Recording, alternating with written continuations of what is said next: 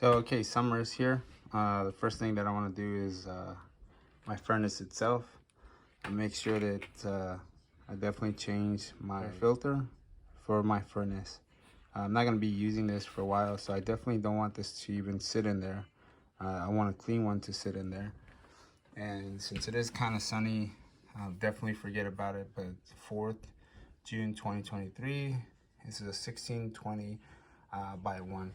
And make sure you check the airflow, because most of these are different. This one is a 3M, and it's got the airflow right there. Airflow, and the air comes from the bottom itself, from the actual motor. If you don't know where your motor is at, for this one, the motor is here, and it'll blow directly up and goes into the house. Now, if there is something that comes back from the vents or anything builds up as far as the air, it'll come down, and you definitely don't want it to come down into your motor. As your motor is spinning and is pushing air up, all that stuff is going to accumulate on the top. This is a Home Depot one. It's a 1620 by 20. It's a Honeywell. And replace filter with Honeywell FRP 7 air filter.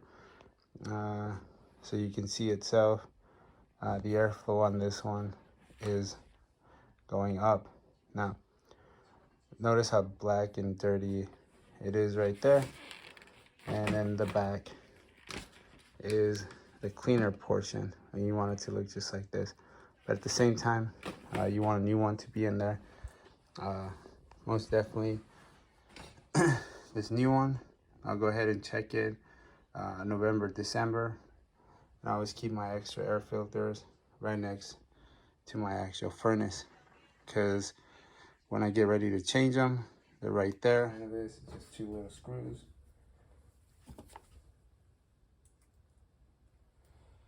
Put that in. We're done. That's it.